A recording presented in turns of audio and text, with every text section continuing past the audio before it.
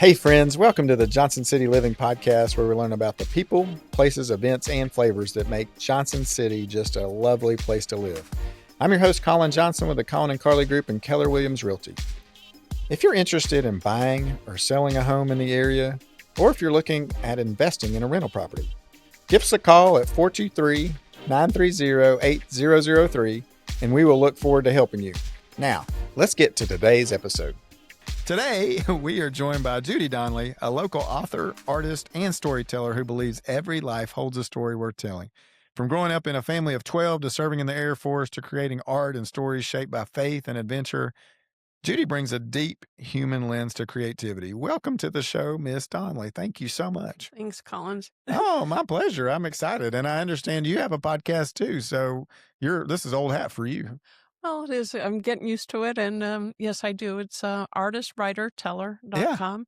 And it's mainly to focus on some of my friends that are in the arts and all the forms of arts. That's so fun. I think I've enjoyed doing this podcast. I enjoy having our listeners kind of reach out and say, different things about how they enjoy it. And so it's rewarding to be able to sit with great people and share their stories. And I love that you're going to share yours. And it sounds like you have got quite a great one. So you grew up with 12 kids in your family. Yes. You're one of 12. I'm number 4. Okay. So you had a few go before you. 3, and then and then you were the big sister. What?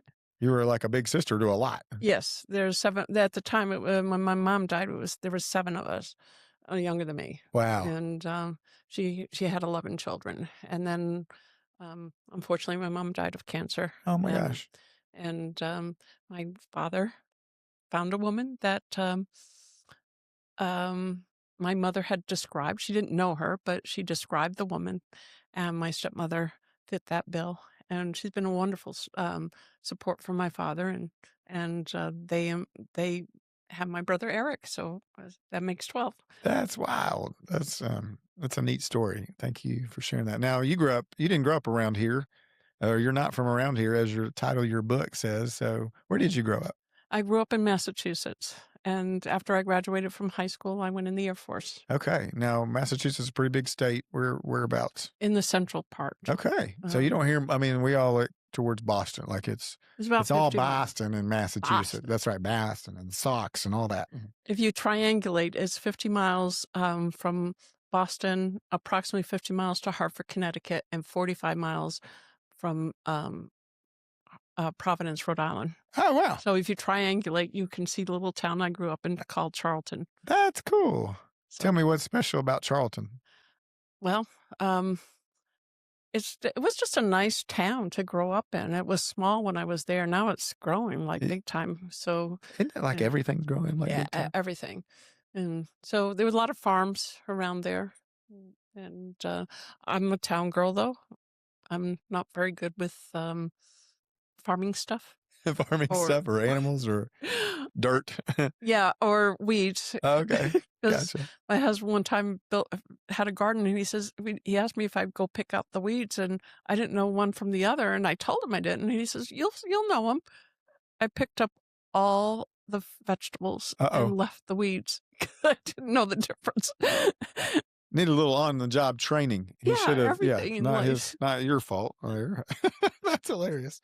What did your family do? What did your parents do? My father was a master builder, so he could build anything, and from masonry to he built 6 churches in Massachusetts. That's cool. And in fact, I got married in one of them.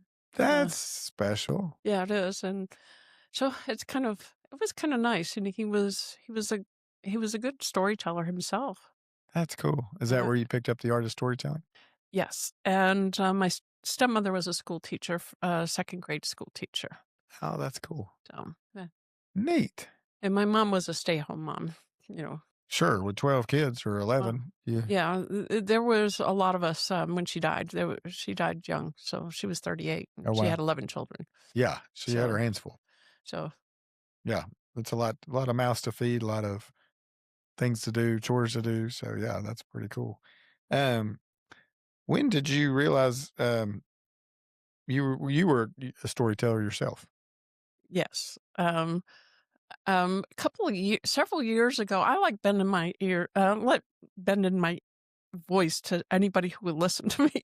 As being one of 12, everybody's talking all the time. And after I got out of the military, I mean, when I came into the military, you have to talk and tell everybody wants to know your story, where you're from, Sure. and things like that. So I started learning to share stories of Yeah. family. And then later on, oh, when I was 8 years old, I had a great aunt. It's in the book, and I had a great aunt that would sit and tell stories, and I kind of didn't think about old people having stories. Honestly, I just thought they were old. And I said to her, "When I grow up, I'm going to have adventures, and I'm going to have true stories to Yeah. tell." There you go. And it wasn't until later on that when I got older that I realized older people do have wonderful stories. They do. They do. They don't just happen to get old quickly, like overnight. It's a process. It's funny about how you are when you're a That's child. right. Yes. Yes. Do you think we ever get old? No, I have a friend who's 105 and she's still active. Yeah. She's a marvelous person. Yeah. I think we're only as old as we believe we are, right? Yes. And who cares what those young whippersnappers call us? And she's a fun old person. So Yeah. 105. You've got to have fun at that yeah. age. Yeah. Yeah. That's cool. Now tell me about your book. You're not around. You're So not from around here, are you? that's the title. I love it. I said, you're not from around here because we call it you ain't from around here if you're from a local from here. So. Yeah, that's true. And when I first got here in 1994, we decided to move here on my 40th birthday. Nice. And people started saying that to me. You're not from around here, are you? And then I kind of have a tendency to make responses to that. And I said, well, if life begins at 40, then I'm a native Tennessean. Oh, there you go. I love it. And Yeah. that's, I've lived here all my life. yeah. Since 40. So it's a lot of fun, and to play with that. But The inspiration of the book. What? Tell me. I was doing oral storytelling in Elizabethton. Okay. And there were also someone that was a songwriter, and he cool. played his own songs. And he wrote a song that is called "You're Not From Around Here, Are You?" Oh, that's cool. And then I really like the verses. And I'm not much of a singer, but I still try. And I'll just give you the first stanza of that song. Let's go. I love it. You're not from around here, are you? You don't share our local point of view. You might say you'll fit in, but you know it's just not true. Oh. So you're not from around here, are you? So I love the title. Yeah. I love the song. Yeah. It's fun, and I like having fun. Yeah. And then I decided, how am I going to do that and tell stories from every place I've been? Well, not every place. I still have many more stories. We don't share everything at once. There you go. And we're always making them. Right. You got a lot more in the hopper coming up. Yes, I do. So I started out with Tennessee, and then I went to Scotland. I didn't live in Tennessee when I started the book. I just started it there because that's where I got the idea. Gotcha. And so I went to Scotland, Plattsburgh Air Force Base. I got out of the Air Force, went to Scotland, and while I was in the military, I went to Canada and Mexico. Oh wow! So it's different places that I've been to, and some of the adventures. Yeah, that's super cool. When did you enroll in the Air Force? 1974. Okay. So it was I was one at that point, but yeah. What led you to do that? Honestly, yeah, I wanted to. Martin Luther King said that he wanted people to be judged by the content of their character, not by the color of their skin. Gotcha. And he said, whatever you do, you should think of that. And I wanted to be treated equally. And so I thought, if I went in the military, I would be treated as an equal. And so that was part of it. Part of it was the GI Bill. And didn't you go to school for free? Yeah. Well, it's not necessarily free, but Ish. you know, Yeah. Yeah. but it was part of those reasoning. So that's why I went in the Air Force, and boy, did I have some adventures. I bet. Did you, back then, 74, a little 50 years ago, it was a little different in the military now than it is today with females in the military. Did you feel like you were an equal at that point, or No, was it? Yeah, it no, was it was an eye opener. right. I was raised in a very small town and very naive. And my husband sometimes says that I'm still naive, but there was a lot of things, and that's going to be in my next book. So I'm going to talk more about that later Yeah, I on. bet that had to be hard. It was, Yeah. and it was a different time, and it was right after Nixon had resigned, Oh wow. is when I went Okay. in. Yeah. So, um, but it was a different time. What was your role in the service? What were you doing in the Air Force? I was what they called an air crew life support specialist. Oh wow. So I took care of survival equipment, and I instructed crew members on how to use that equipment. And I went through 3 survival schools. And Oh wow. it was a lot of fun. Now, So, did you find this husband when you were in the? yes, That's good. my very first day when I reported to duty, um, the people I worked with didn't particularly. It was January 6th, so it was just a couple of days ago. Yeah. So, is this the 6th? Today is the 6th currently. Yes. So it was. It was actually, yeah, today's the 6th. That's cool. It was in 1975 Oh, is when wow. I met him, Yeah. and there was like 3 or 4 feet of snow in Plattsburgh Air Force Base up by Montreal and across the lake from Burlington, Vermont. Okay. So just for a reference. Yeah. And they gave me a list, and they said you have to report in all these places and then come back to work tomorrow and turn that in for my records. They didn't tell me how to get around. I didn't have a map. I had no clue where I was going. And I knew where the post office was because that was across from the barracks. And I trudged along, and it was by time I got to the post office, it was almost lunchtime. So I went to the chow hall. And when I walked in the door, the only sound you heard was people staring at me, but the plopping of the food going on the plates that were in the line, and everyone was staring at me. It was the most uncomfortable thing I've ever experienced. Were you like the only female on the base or something? There was some females, but it was pretty challenging because Gotcha. I never had that experience. Yeah. And except this one person was sitting on a table, and he didn't stop. He just was eating. And and because I think everybody was expecting me to sit, trying to figure out where I was going to sit. And I chose that table because he was the only one who looked at me. Oh. I didn't look at me. And he just was there. And so I said, "Do you mind if I sit with you?" And he said, "Nope." And he still continued to eat. And then I'm a chatty person, and I told him I didn't know where some place was, and he said, "That's 2 miles away," and I said, "Well," I'll have to figure out how many. And and then he said, "Where else do you have to go?" And I gave him a list, and he says, "That's going to take you all day to walk." Didn't even know about a bus system, and he said he was what they call a short timer. He didn't care if he showed up for work or not. Oh wow. So he said he would take me all those places. And that's how I met him. That's cool. 51 years ago today. What's his name? Jeffrey. Jeff. Jeff. That's cool. And then I like to say that after I told him my name was Judy, but he kept calling me Julie. And but I didn't care because I didn't expect him. He was a nice guy. We went on a couple of dates. He just was a really nice guy. Yeah. And because he got out of the Air Force in March. Oh, wow. So I didn't think it was going anywhere. Right. So, and then a few months later, he said that he was coming back to Plattsburgh to take some flying lessons at the airport, the local airport. And he asked if I would date him if he came back. And I wrote back and I said, "As long as you call me Judy." This is getting serious. We're going to use our real names. Yeah. Yeah, that makes sense. Yeah. I like it. I like it.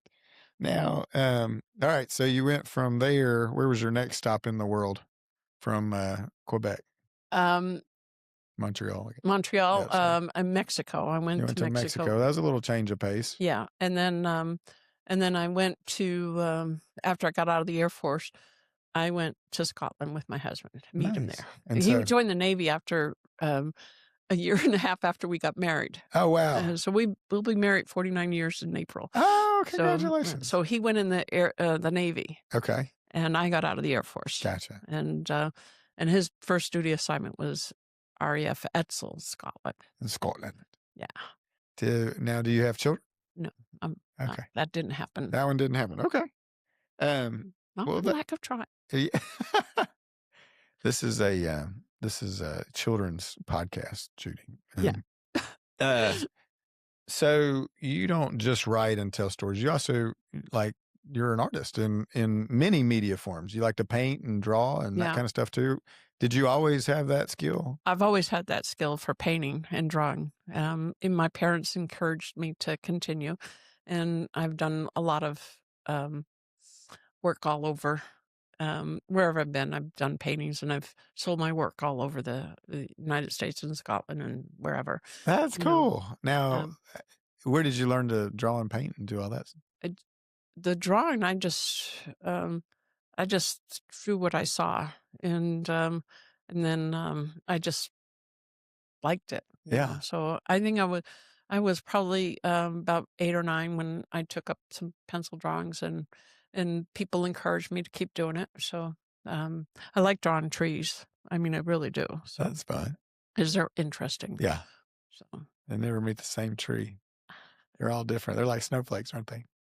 yeah, Yeah. it's just unusual. But and then I went into oil painting and stuff like that. And, What's your favorite medium? well, I like them. Well, I've always loved oils and drawing. But lately, in the last few years, I call sometimes myself a dabbler. So I see artwork in watercolors, and so I learned to paint some watercolors Yeah, that's and cool. acrylics. I still like oils because to me they flow much better for Yeah. me. Okay. Yeah, but the only thing is that the smell is kind of hard. I gotcha. So and I love glass fusing, pottery. Just I like to do Like these. welding with metals and yeah. Yeah, well, I haven't done that, but I was but gonna say you do it all. It'd be pretty awesome. I like different things. Yeah. I like challenges. Yeah. And like I started learning how to play the mandolin. So I know a few chords. That's good. um so I like to do a lot of I like to have fun. Yeah. I think God gave us all these wonderful gifts, Yeah. and I'm not fearful anymore. When I was a child, I didn't like being around a lot of people, and I used to be like a wall child. Which Um, seems interesting being in um, a family of 11 at that time. but when I turned 12, when I saw my mother in the hospital, that's when I changed. There was a flip of switch. Even though I said when I told my great aunt that I was going to have real adventures, I didn't really believe it at that time because I was a scaredy cat. Yeah. I still am, but not so much now. I still step outside my comfort zone. And at 12, seeing your mom there, what do you feel like made that trigger? What helped you flip the switch? I knew she was dying, and especially when she asked me to tell my father who she wanted him to marry. Oh, And wow. the first time I was in the room twice. The first time my father kind of told her to not do that because I was there. And then probably a week later, when I went to visit her at the hospital, she called him by his first proper name. You know, when your parents call you by your proper name all the way through. All the way through. It's important. Just wanting his Um, attention. yes. And then he kept kept trying, and he said, "No, she's my witness." So that's and then I felt, because she was 38 when she died, and I felt that was young. Old, I thought, was my grandparents. Right. my mom and my dad. I didn't think of them as old because you have Right. your grandparents. They're old. Yeah. Your your parents are old, but not old old. Right. Right. Right. Right. They're So just your parents. Yeah. yeah. So and I felt sad because I didn't think she lived a good life, at that time. And as I got older, I learned that she she did what she wanted to do. Yeah. She wanted children. She wanted to be a mother. But at the time, I just didn't think. Um, and also, I knew she was afraid of things. Mm. And at that moment, it just switched on me. And no matter how afraid I get, I'll still do it. I still because the sure way of failing is to not try. 100%. And I think, what would you tell somebody who's listening maybe that is afraid to try something new or try and step out there? What would your 12-year-old Judy say to this person listening? Um, First, like I'm a list maker. Even when I was a child, since I Yeah. was in the second grade, I Yeah. was a list maker. Um, and I would tell them to write their list of what they want.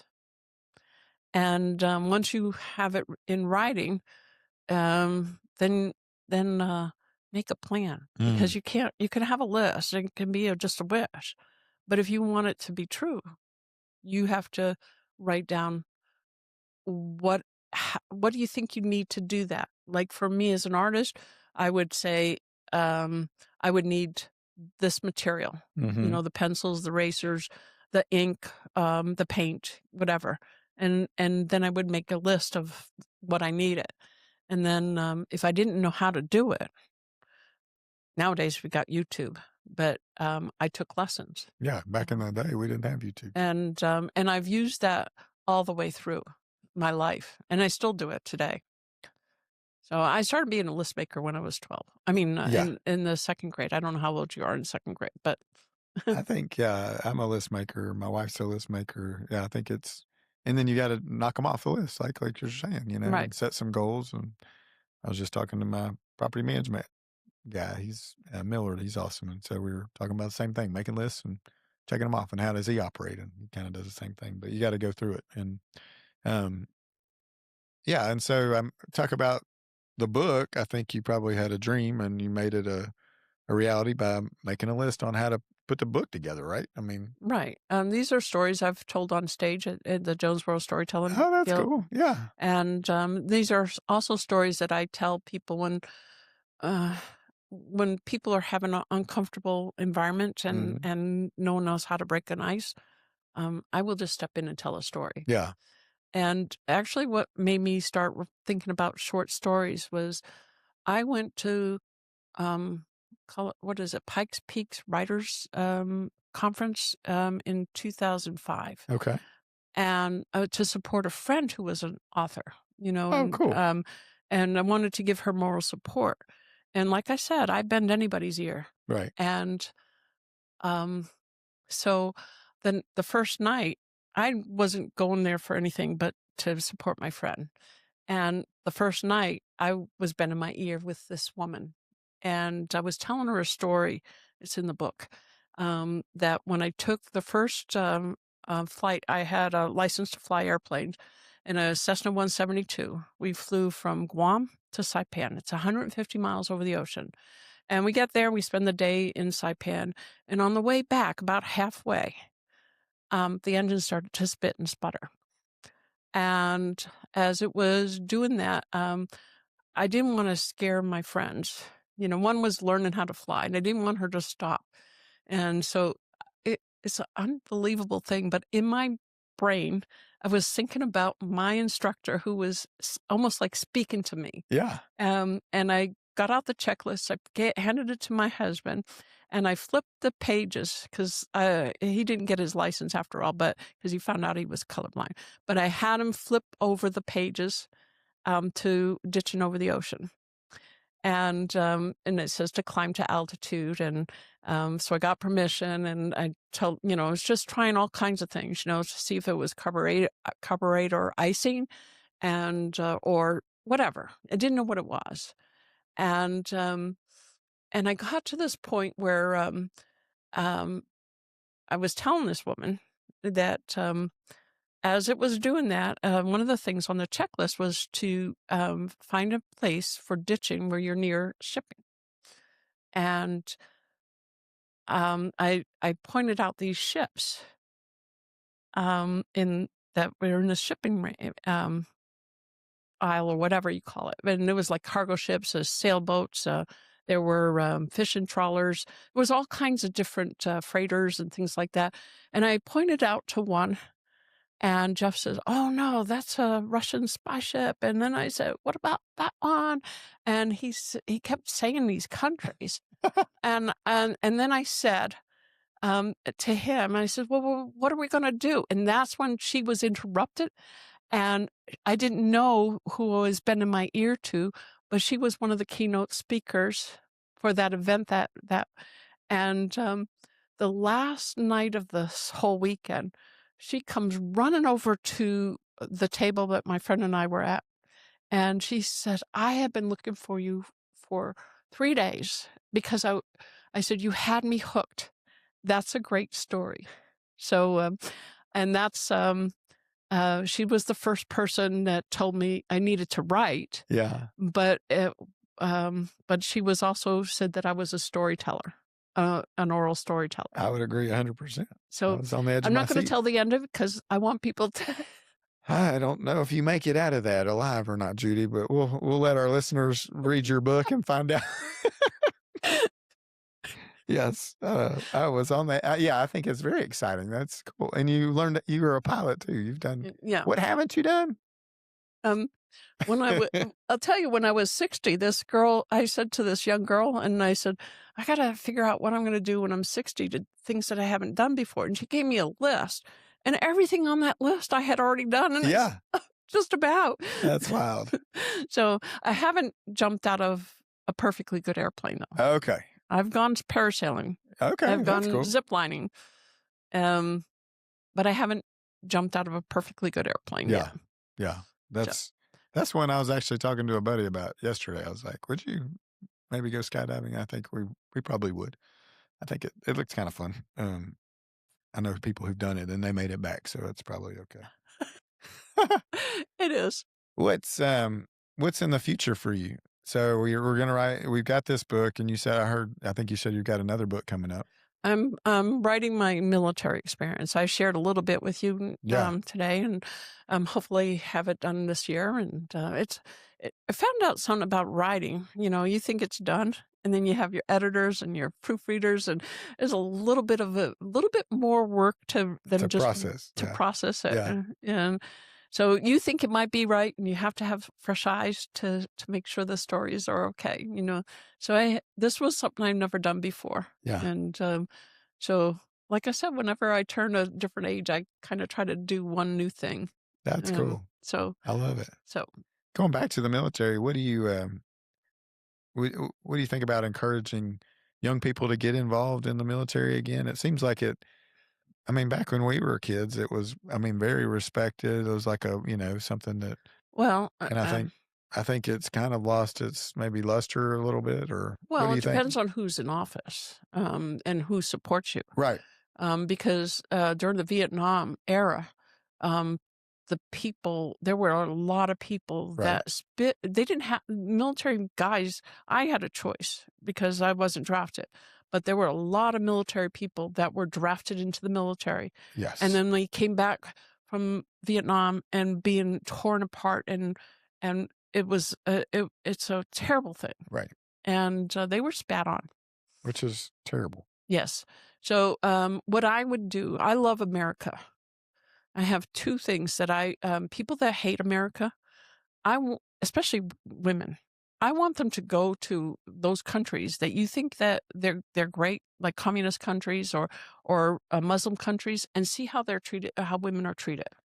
I want them to not and try to break into them. Right. But you don't know how good you have here. Yeah, America is unbelievable. And I love this country. It's God and country for me. Yes. It has always been God and country. Same. Yeah, I love our country. Well, I've always believed in God, but I did, and that's another book. So that's the third book. I have 3 books that I'm planning on. That's awesome. So, I love it. there are some Christian stories in there, and I'm just gonna expand on some of them. Did you grow up in a Christian household? I was raised in one, Yeah. and then, but, also in the '70s, you know what was big? Was all this, Peace, love, and happiness. no, it was cults. Ah. Jim Jones, Oh, yeah. Moonies, the people, Harry Shit, Christmas. Yeah. Christian, whatever. Yeah. There was lots of cults, and it was very prevalent. And I got really turned off from faith because of these people, and Yeah.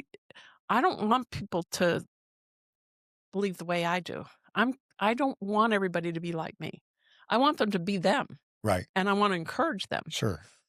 But that's what I would advise. If you love America and you love the freedoms we have here, um, I would love them to come in and support and defend this country, because there is 100%. no other Yes. country like this in the world. And I hope we can protect it from. I feel like we're being attacked from within, We are, and unfortunately. we need to work hard to not allow that to change our country.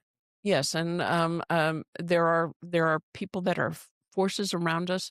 I think people are now coming to Christ a little bit more. I hope so. Yeah. So that's my feeling. You know, Yeah. it's something I've been praying for. Yeah, me too. I think Um, if everybody learns who Jesus was or is and has that relationship, it's not going to be the same as my relationship with him, because everybody's different. But at the end of the day, he's calling us to love each other and take care of one another. That's right. And if the whole world got a hold of that, right, We all have choices. it'd be a great space. Yeah. And I just my only thing is I don't want to be a preacher, because I'm not ordained to do that. All I want to tell people is why I believe. I And think. and if they don't want to listen, that's fine. I'm not going to I I've been around people that were manipulated into cults. Yeah. No, And I thank don't you. want Right. people to be manipulated. Right. No, I think we plant seeds. And as Right. you're telling your story, whether you feel like a pastor or not, you probably are. You're planting seeds. And then one day, who knows? Maybe somebody listening to this podcast is going to go, oh, I want to learn more about Jesus. And Well, my husband's one of them. I yeah. baptized him in May Oh, that's cool. in Hilton Head Island. Oh, So that's awesome. yeah, but Congratulations. I got stung by By some jellyfish or either I don't know, some kind of sea creature. I have to have it taken care of. It's been 6 months. Oh, wow. Okay. So but anyhow, We'll pray for that to get better. Yeah. yeah, it's okay. Yeah. I love stories though. I love it. I love that you, you're just so creative, so full of joy. I can see it in your eyes and your smile, and you've not quit smiling since you've been here. And so, I think you're a light in our area, and I'm sure the stories you tell are just full of joy and excitement. And I'm looking forward to reading your book. Thank you so much for getting it. Where can our listeners find the book? Well, they can find it on Amazon.com. Okay. And also Barnes and Noble, and there's some other places. Okay, and we can probably put a link to those to the Amazon Right. in the show notes so that somebody can just click on that. And I think I sent it to Marissa. yeah, we'll get it on there. And then what about your art? Do you sell that too? Yes, I'm working on some new pieces, so I'm going to have some. It will be upcoming. I haven't set a date yet, but I'll have a private show, because I want to. I'm making a collection so that I can donate part of that to some. I really like the Isaiah 117 house, and Yes. so I want to partner with that and create some wonderful pieces that can support. Oh, that's cool. Yeah, it's a great organization. Yeah, at my age, I just want to have fun, and I want to celebrate people that are doing wonderful things in our community. Right, people helping people. That's what it's all about. I think that's why our state's so named the volunteer state, because we love volunteering and helping each other. But I think that's why a lot of people are drawn here, because they can feel like we care about them and want to That's help. one of the reasons it was on my list when I was looking for a place after Yeah, this is 40 years ago, right? Yeah, over 40. How did you 30s. How did that get manifested? Like when you showed up, did somebody just love on you right away? Well, there was when we were in Maryland before we moved here, and I started looking for places that where we might settle. And I knew that Jeff and I were motorcyclists, and this is a beautiful area for riding motorcycles. Mm-hmm. And I knew that there was universities nearby, and I knew that because I like education. I'm always learning, Mm-hmm. and I also knew that they had the VA Mm-hmm. here, and I wanted to make sure we had a place. Which is a beautiful VA And facility. Yeah. so all the things, all your anemone, how can I say that? Anemones? No, I can't. Those are the sea creatures that may have stung you. Yeah, I got a tongue tied. But anyhow, all the things that you like. You've Yeah. got art and culture. Yeah. You've got wonderful folk around here. Then you have creative folks, the arts and Mm-hmm. education. Mm-hmm. It's just an amazing place here. Yeah. I I want everybody to know it's wonderful, but I'm probably like some of those people that they love Yankees, but they don't like damn Yankees, the ones that move here. We have a Excuse my vetting language. process What? that, we don't allow the mean ones to move here. We just tell them to keep going. There's an application. Well, you know what?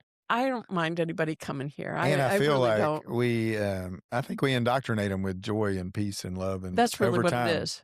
like they go, wow, everybody's so joyful here and smiling and loving. And It's I'm because like, God's here. amen, sister. He is all over this place. I mean, you could feel it. Yes. I mean, it's just an amazing thing. And even the ones that aren't Christians, they feel that joy. They feel that joy. I think yes, I've said it many times on the podcast. I feel like the Lord is drawing lots of people here for a specific purpose that he'll probably, I think it's one for us to love and teach them who he is. But I don't know. We'll see what he does. It's going to be exciting. I'm excited about it too. Yeah, I think it's going to be great. It's always good. Okay. Anything? What's your website? How do our people connect with you if they want to? Artistwriterteller.com. Artistwriterteller.com. Okay. Are you on the social medias? Do you have like an Instagram and all that fun stuff? I'm working on that. I'm the one thing I am not technologically advanced yet. Okay. So if some young people want to help me out, yes. I mean, that's yes. Those are things. Those are areas. Right. But Marissa and Mitch are doing such a wonderful job helping me with this part of it. Yeah. Tell me again the name of your podcast that you host with them. Artistwriterteller.com podcast. I think that's how you do it. Okay. That's cool. Is that right, Pitch? Yeah. Mitch has got it. He's on it. He knows. He knows. Yeah. And you can find that where you can find this podcast. And so we'll send a link to that in the bottom too. And so anything that I didn't ask that you would want to share before we sign off today? No, I think I probably talked more than what you expected. No, it was perfect. I loved it. And thank you for telling me your story about Jeff, and congratulations on him submitting his life to the Lord. That's unbelievable. It is amazing. Yeah. And I wish you luck selling these books, and I can't wait for the other ones to come out and pray. That's a blessing for you. And just continue to go out and shine your light. You're just a beautiful lady who's got just a beautiful spirit. And I think our area's better because you're here. So thank you very much. Yeah, I like to encourage people. Yeah. I think we have that easy. That's an easy gift, right? To go out and encourage others. There's another reason for smiling though. Keeps the wrinkles away. I love it. Well, thank you so much for coming on the podcast. It's been a joy to get to chat with you. Hopefully our listeners have enjoyed it as well. Until next time, I'm Colin Johnson with the Colin and Carly Group. If you want to make a move to Johnson City and meet Miss Judy Donley in person, I'd love to help you do that and help you find a great house here. Or if you're looking to sell or invest in real estate, we would love to help you with that too. Until next time, have a great day and go check out the book, You're Not From Around Here, Are You? By Judy Donley.